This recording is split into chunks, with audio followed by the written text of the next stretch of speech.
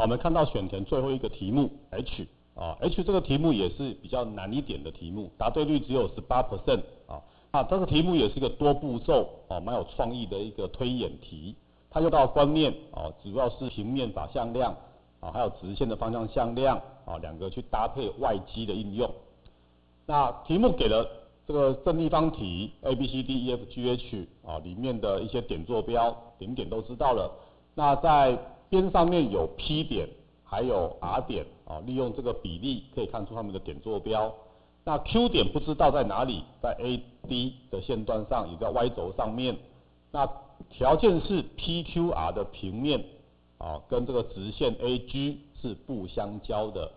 那我们以前在高二有提过啊，一条直线要跟平面如果完全不相交的话，也就是方向向量跟法向量务必要垂直啊。所以说我们可以利用这个观念啊，把 AG 的方向向量跟平面的法向量找出来。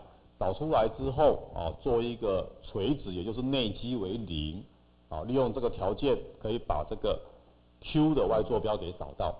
首先我们要看出来 P 的坐标 ，P 点661，那 R 点是036。那 Q 点的话呢，我们就直接假设 Q 点的坐标是0，K0，所要求的 Y 坐标就是 K 值啊，要把这个 K 给找出来。那我们现在来看 AG 的向量，它是666啊，000到666叠成的向量，也就是6倍的111，好，这是把111啊看成是 AG 的直线的方向向量，也就是用 D 表示。那再来，我们要找平面 PQR 的法向量，那怎么找呢？我们利用 PQ 向量还有 PR 向量这两个向量把它写出来，我们来做一个外积的动作啊。那 PQ 啊 P 点到 Q 点，它是-6，K 点6-1，那 P 到 R 是-6，-3，-5。那我们把它做一个外积，得到 N 啊 ，N 的话就是平面 PQR 的法向量啊 ，PQ cross PR。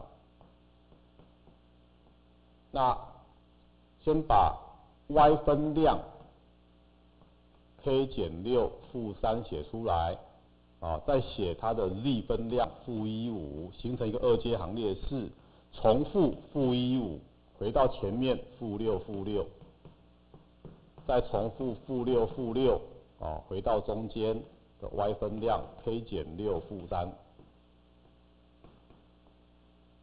好，那这个啊外积的结果啊，这二阶行列式算一下，5K 减30又减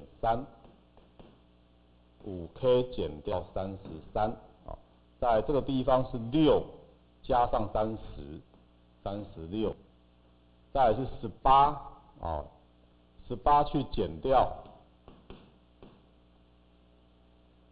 -6K 加36。好，所以可以算出来是6K 减18。好，这个就是平面的法向量。我们就把这个 D 跟 N， 因为它必须垂直，好，所以 D dot N，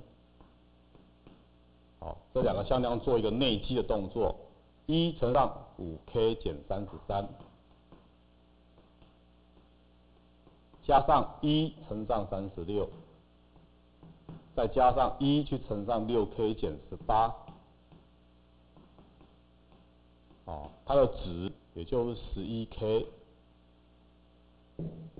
减掉15